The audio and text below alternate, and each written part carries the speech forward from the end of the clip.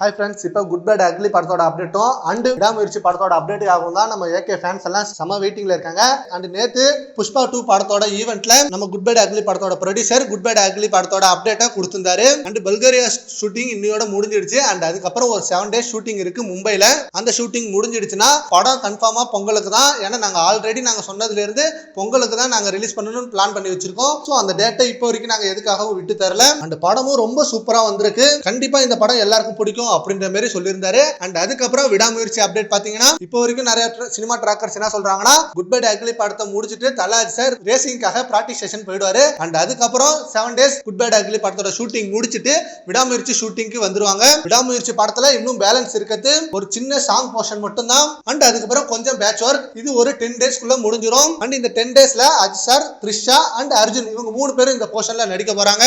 மே மாசம் சம்மர்ல தான் ரிலீஸ் ஆகும் அப்படின்ற மாதிரி இந்த அப்டேட் செம வைரலா போயிட்டு இருக்கு.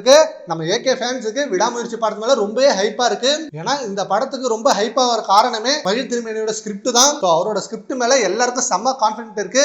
கண்டிப்பா மிகப்பெரிய ஹிட் கொடுப்பாரு. சரி, ஓகே ஃப்ரெண்ட்ஸ், விடாமுயற்சி படத்தோட அப்டேட்காக நீங்க எவ்வளவு வெயிட் பண்றீங்கன்றத நம்ம கமெண்ட் பாக்ஸ்ல கமெண்ட் பண்ணுங்க. Thank you friends.